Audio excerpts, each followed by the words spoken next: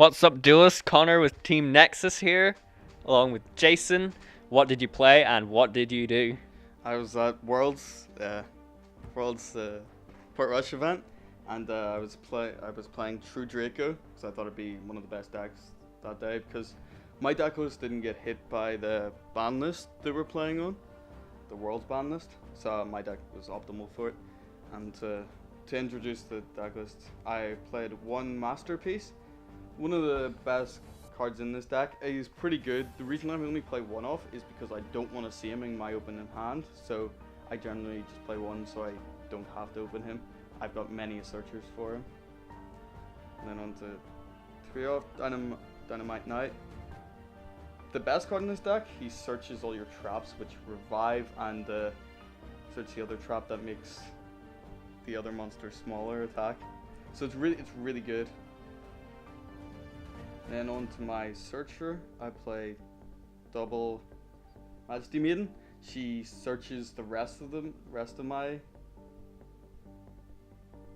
Dracos, which is really good because I don't run Diagram, which is a problem, so I need to play her to be able to search all of mine.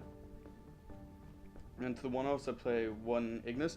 I only played one because I would normally bump this up even more, but I only played one at this event because most of Zoo was banned, so I doubted anybody was going to play a Zoo, so I just didn't feel like playing any more of this would be relevant in Worlds.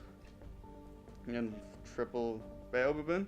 This is simply here for my normal summon because the rest of these can all be tributed based on the spells and traps, so I had an extra normal summon usually. It's the best part about this deck, and Bayo just filled it and helped me get rid of dead cards in my hand, like extra copies of Bayo Baboon, extra copies of Causality. Simple. And for the last one-offs, I play Maxi. Really good, because everybody special summoned that day. So, it just gives me draws. And on spells, I played triple Draco Heritage. Decent sometimes, most of the time only got 2 draws off on it, but it's a mandatory 3 off for sure. Then I played triple True Draco Phoenix.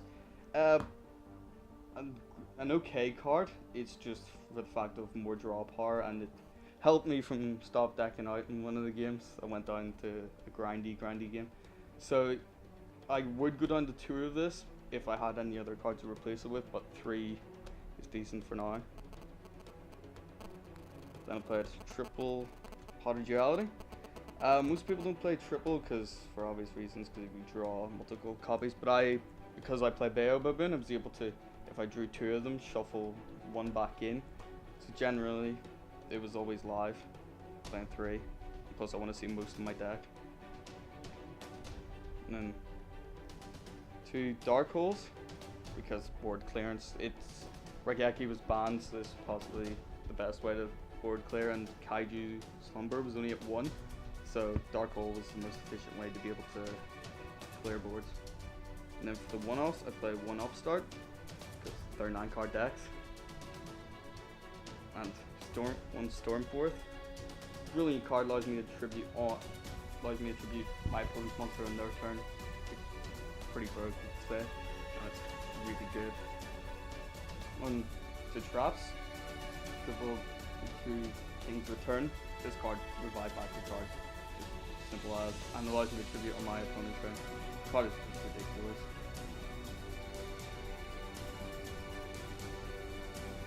Triple True Draco Apocalypse. Simple card, just reduces the attack by half of my opponent's monsters and allows me to tribute in their turn. So it's pretty simple, it just does exactly what it says. So it's good against some matchups. I was hoping for dinos, it's really good again. And then triple Butterfly for my Diagram. Let's triple this because you want to search Masterpiece whenever you need him. So it's really good, and the plus effect is pretty funny. Send as many worm types from your hand or on the field to the grave as you want, and then draw that +1. So it's really funny. Sometimes I use that effect twice during the event. And then double Quaking Mirror Force. This was a really, really good choice because I end up winning some games just because of this stall power that this can have. When a guy spammed out their full board and just attacked and then quicking, then I won the game because I stalled for so long. And one original Mirror Force. This card is pretty good. It's only bad against the dinos. Like most matchups, it destroys their whole board these days. And then lose one turn. This card was magnificent. It stops my opponent from going off too fast, which is really nice. It slows them down to the pace of this deck.